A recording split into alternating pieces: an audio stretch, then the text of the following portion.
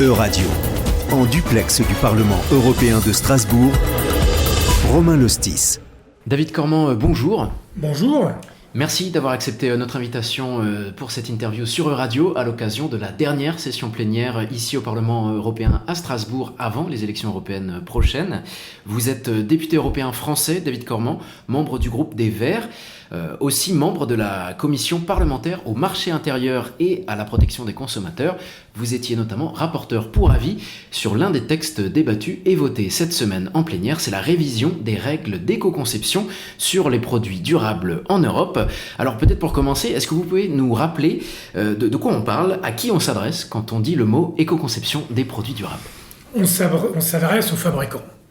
C'est-à-dire que là, c'est un des textes, celui dont on parle, la éco-conception, qui s'inscrit dans ce qu'on appelle un paquet législatif, c'est-à-dire plusieurs textes qui se complètent. Quand j'avais été élu en 2019, j'avais souhaité travailler sur la question de l'obsolescence prématurée, la réparation, la lutte contre le gaspillage, le réusage, etc., etc.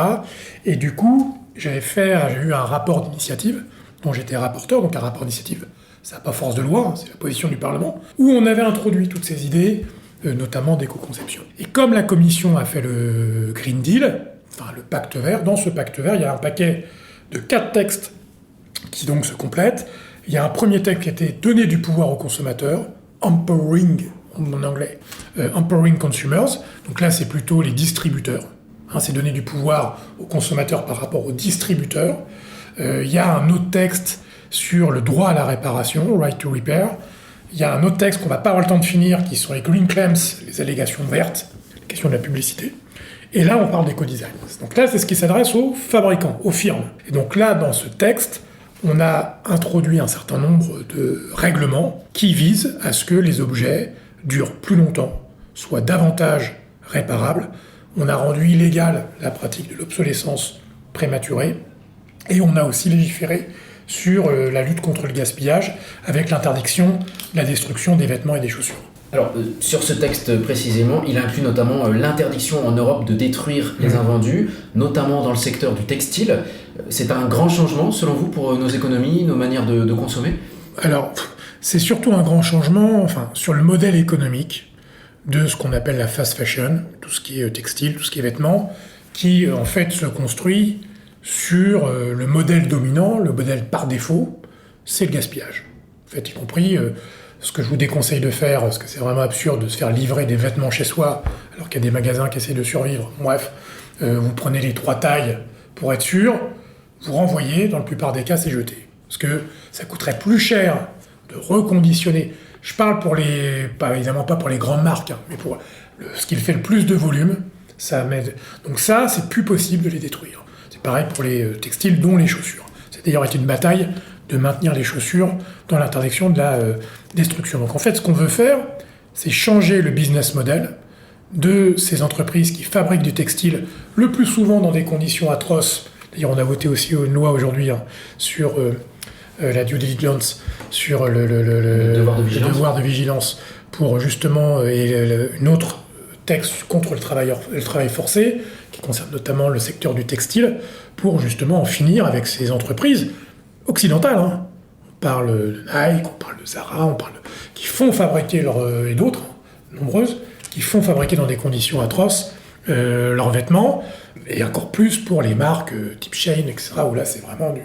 Donc ça, ce qu'on veut faire, l'objectif, c'est de rendre obsolète le business model qui s'appuie sur le fait de n'avoir rien à faire des matières premières, des conditions de travail, des objets. Parce que ces objets qu'on jette, en fait, ils sont jetés, mais c'est vous qui les payez.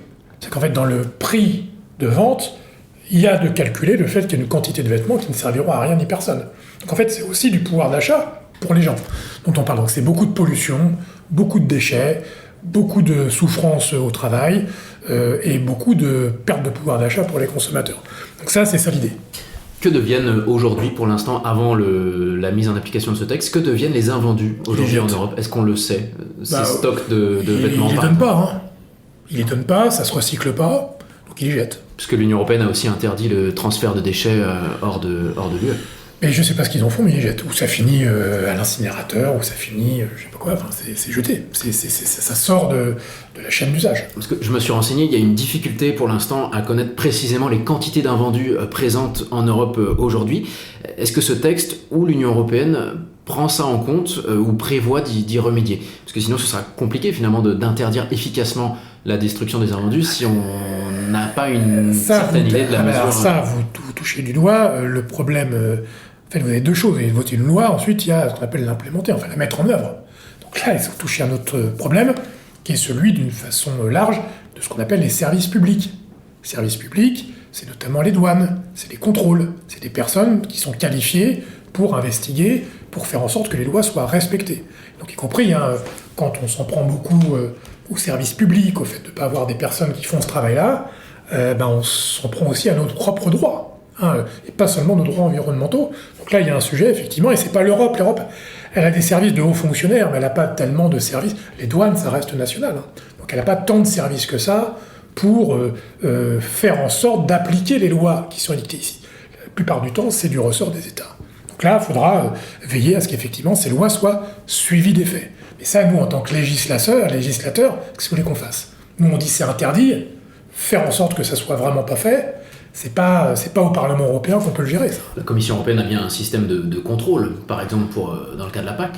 Mais là, ça reste un contrôle, mais qui est de plus en plus lointain, d'ailleurs, avec des drones. C'est assez arbitraire, d'ailleurs. Les agriculteurs, parfois, s'en plaignent, parce que ça repose sur très peu de personnes. Enfin, c'est un marché de 550 millions de personnes, avec énormément de marchandises qui rentrent dans l'Union européenne. Donc, c'est pas les quelques moyens de la Commission. Théoriquement, elle a des moyens, mais c'est, en fait, vous savez, le nombre de gens disponibles pour le faire, ça, c'est... et il y a beaucoup de mesures de contrôle qui sont déléguées aux États. Ce texte de révision sur l'éco-conception des produits durables a été adopté à 455 voix pour, 99 voix contre. Quelles étaient les critiques ou les craintes face à ce texte?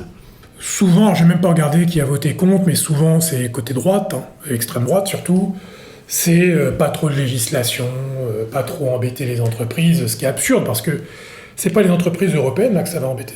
C'est plutôt les entreprises qui bénéficient du marché européen, mais qui fabriquent à l'extérieur des frontières de l'Union européenne. Donc, y compris cet argument, entre guillemets, de droite, de dire « mais nous, on est pro-business, on est pour les PME, on est pour les entreprises », en fait, refuser ces législations, c'est massacrer nos PME. Parce que nos PME en France, notamment dans le domaine en France, en Europe, notamment dans le domaine du textile, c'est sur le qualitatif qu'elles s'en sortent.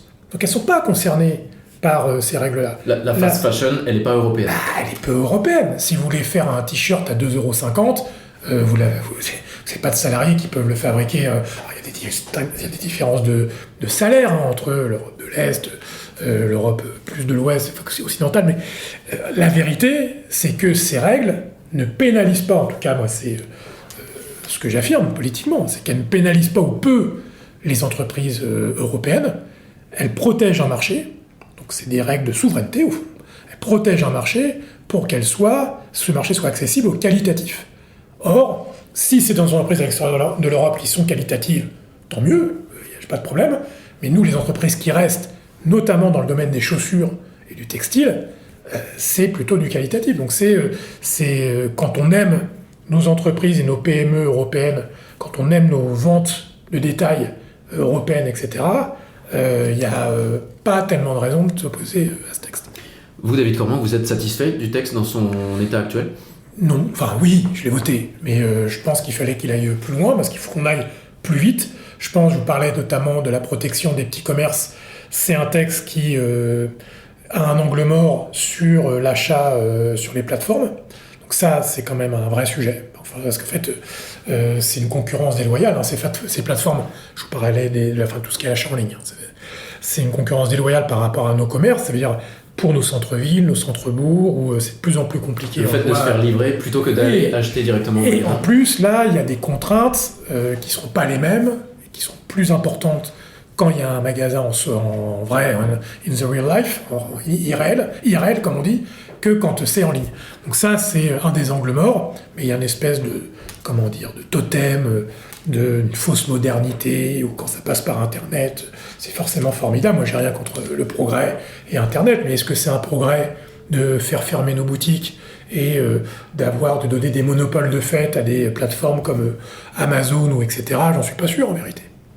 Alors, ce texte distingue différentes catégories de produits qui ne seront par exemple pas toutes concernées en même temps par ces règles d'éco-conception. Pourquoi cette distinction entre... C'est les deals, j'ai plus en tête les différences, mais en fait, c'est les compromis. À la fin, vous avez un peu, entre guillemets, les lobbies qui se font entendre, qui disent « Ah ben nous, ça va être trop dur, il nous faut du temps, donc il y a des trucs, c'est 2 ans, 3 ans. » Et puis, pour être juste, il y a aussi, c'est compliqué pour nous, parlementaires, d'établir un protocole et un tableau de bonnes pratiques pour tous les objets. Parce qu'il y en a plein. On ne peut pas traiter en termes de durabilité de la même façon une cravate qu'un téléphone, qu'une voiture, enfin des voitures, mais qu'une table, qu'un porte-manteau, que sais-je, ou une fenêtre. Bon. Donc en fait, c'est assez logique qu'il y ait une déclinaison après par type de produit qui soit fait par les services de la Commission. C'est pas nous, avec nos petits doigts, nos petits stylos parlementaires, qu'allons voir dans le détail technique telle ou telle disposition. Donc nous, on donne un cadre général et on va voir comment c'est décliné produit par produit, délai par délai. Mais l'initiative, elle est malgré tout lancée. Donc c'est positif. Pour citer la rapporteure de ce texte, l'eurodéputée italienne Alessandra Moretti, qui a déclaré « Il est temps de mettre fin au modèle produire, utiliser, jeter ». Est-ce que cette évolution, voire même cette révolution de nos économies et de nos modes de consommation va être amenée par ce texte européen, par ce cadre législatif ? C'est même pas produire, utiliser, jeter, c'est extraire, produire, utiliser, jeter, et ça finit dans les océans à la fin. Parce que c'est pas jeter. En fait, quand on jette quelque chose, il disparaît pas. Soit on le brûle et c'est de la dioxine, etc. Soit on l'enfouit et c'est pas parce que c'est enfoui qu'on le voit plus que ça n'existe pas. Soit ça va dans la mer, ça va dans la nature, ça va... Bon. Donc en fait, le cadre, il est plus large que ça. Donc oui, il faut arrêter, il faut sortir de la société. Moi, j'appelle ça la société de consommation. C'est un petit jeu de mots, société de consommation. La société de consommation, c'est une société de consommation. On consomme à la fois la planète, les objets, nos porte-monnaies, avec un modèle effectivement qui est linéaire. Hein, c'est ça. Et donc on a un problème extractiviste, où il faut sortir de la société extractiviste, parce que ça a des impacts sur l'environnement, sur la biodiversité qui sont déterminants, et tout ce qui s'ensuit. Les moyens de production qui sont pas toujours ont toujours un impact, même si c'est le mieux possible, il y a toujours un impact, et la surconsommation, avec ce que ça renvoie comme imaginaire pour les gens, ça génère de la frustration, donc ça pose la question de la publicité, et puis la question des déchets. Donc c'est la question de linéaire par opposition à circulaire, où la promesse de l'économie circulaire, c'est qu'en fait, il n'y a plus d'extractivisme, puisque votre matière première, c'est un déchet produit. Moi, j'alerte sur le fait que sur le papier, c'est évidemment ce vers quoi il faut tendre, mais il n'y a pas de baguette magique. On n'arrivera jamais à une économie parfaitement circulaire qui permettrait de continuer à avoir une société de croissance de consommation. Donc là, il y a la question de la sobriété qui se pose. Et donc, au-delà de ces réglementations, il y a l'idée que est-ce qu'on a besoin d'autant de vêtements que la quantité qu'on achète? Est-ce qu'on a besoin d'autant en acheter des neufs? Est-ce qu'on peut aussi, les friperies, les trucs, c'est pas plus idiot? Et puis, les matériaux avec lesquels on les fabrique, il n'y a pas de formule magique. Hein. Vous savez, même les polaires qui sont faites à partir de plastique, entre guillemets, recyclé, ça crée des microplastiques qui sont pas top pour du tout l'environnement. Hein. Donc, y compris ce modèle qu'on pourrait dire circulaire. Hein. Ah, c'est formidable, je prends ma petite bouteille de plastique et ça se transforme en pull. En fait, c'est pas si idyllique que ça. Donc, au-delà de ces législations-là, il y a le fait de sortir d'une société de surconsommation. Et en attendant de sortir de cette linéarité de nos économies, est-ce qu'il faut s'attendre à d'autres textes législatifs nécessaires, ou est-ce que selon vous, ça y est, le cadre législatif est là, on en est au stade de la bonne application En fait, ce paquet législatif n'est pas un point d'arrivée, c'est un point de départ, parce qu'il y avait très peu de textes, il en existait, hein, mais qui étaient quand même très allusifs, etc. Donc on est au début de la transformation, encore une fois, d'une société de consommation, d'une économie linéaire, d'un rapport à la consommation, un rapport d'émancipation à la consommation. On est au début, de mon point de vue, d'un processus, donc c'est une base qui est solide, mais il y a des angles morts sur la publicité notamment. On n'a pas encore réussi à avoir une législation opérante sur la publicité. Or, je pense que c'est un des nerfs de la guerre, la publicité, surtout maintenant avec les modèles économiques des GAFAM qui procèdent à la captation et l'exploitation de nos données personnelles pour la transformer en publicité ciblée. Et on est complètement dépendant. Il y a quelques années, on parlait des quelques minutes de pub sur TF1, c'était le temps de cerveau disponible de Monsieur Lelay, ancien PDG de TF1, qui disait « Mon métier, c'est de vendre du temps de cerveau disponible à Coca-Cola ». Là, vous avez des moyennes d'utilisation des réseaux sociaux de 6 heures par jour en Occident, ce qui est énorme. Et en France, certains adolescents et jeunes enfants sont sur 10 heures par jour. Le fait de scroller, pourquoi je fais le lien avec la publicité, c'est que ça s'appelle l'économie de l'attention, ça ne sert qu'à capter votre attention pour comprendre en gros ce que vous pensez. Et pourquoi on veut comprendre ce que vous pensez ? Pour vous vendre des trucs. Et donc ça, à un moment, il y a une législation, DSA, DMA, enfin, c'est des textes européens sur les services numériques, pardon, je parle trop en acronyme, mais qui ont tendance notamment à restreindre la publicité ciblée.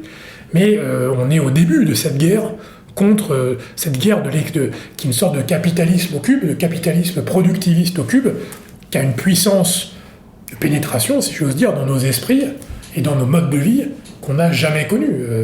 C'est autant révolutionnaire que la révolution industrielle. Et dans ce contexte, comment vous envisagez, par exemple, la prochaine mandature, quand on se prépare à un potentiel scénario d'une assemblée d'un Parlement européen plus orienté à droite, quand on sait que, vous disiez plutôt, c'est par exemple les partis de droite qui ont voté contre ce texte sur l'éco-conception?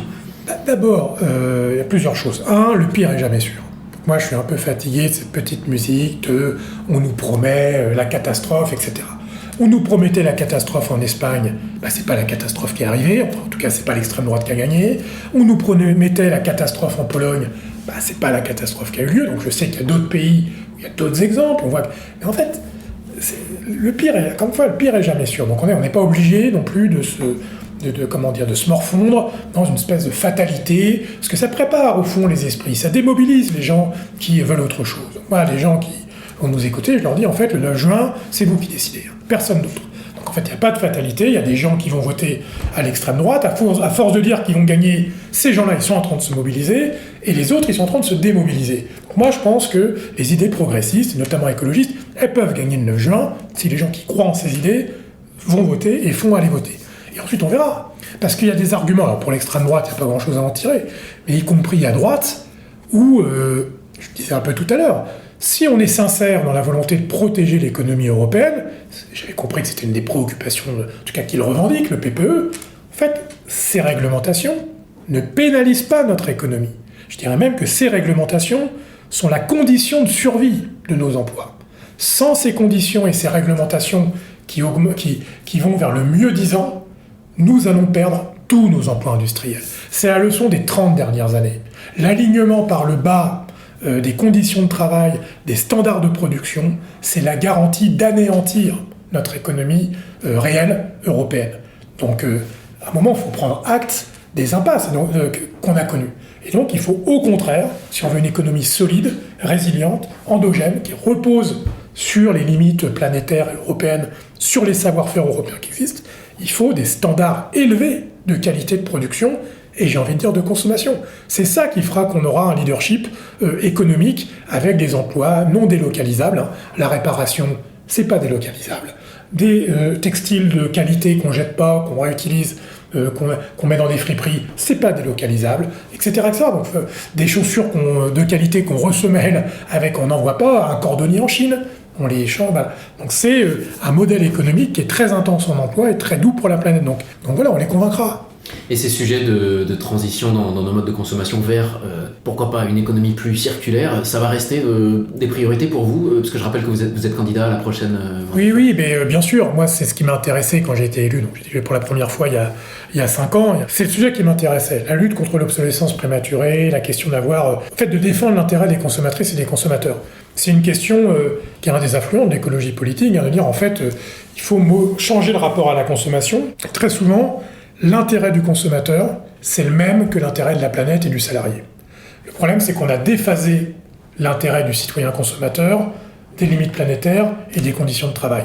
Et ça, notamment grâce à la publicité, où la publicité nous rend présentable un modèle économique qui anéantit les droits sociaux et la nature. Donc il faut remettre en phase nos modes de consommation, et ça veut pas dire renoncer à plein de choses. Réaligner nos modes de consommation, notre rapport à la consommation, à nos besoins, à ce qu'on veut comme qualité de vie, de planète, d'environnement et d'emploi. Il faut réaligner les deux. C'est dans l'histoire de la gauche, l'acteur principal, c'était le producteur, c'était l'ouvrier. Et effectivement, il compte. Mais il y a un autre acteur, et d'ailleurs on peut être les deux à la fois, qui est l'acteur citoyen-consommateur. Donc il faut faire rentrer la démocratie dans l'usine, et il faut faire rentrer dans la tête du consommateur les impacts salariés, sociaux et environnementaux. En fait, il faut réaligner tout ça. Merci beaucoup, David Cormon, Merci à vous. pour vos explications sur ce nouveau texte adopté cette semaine au Parlement européen sur l'éco-conception des produits durables. Merci à toutes et à tous pour votre attention. Euradio, en duplex du Parlement européen de Strasbourg, Romain Lostis.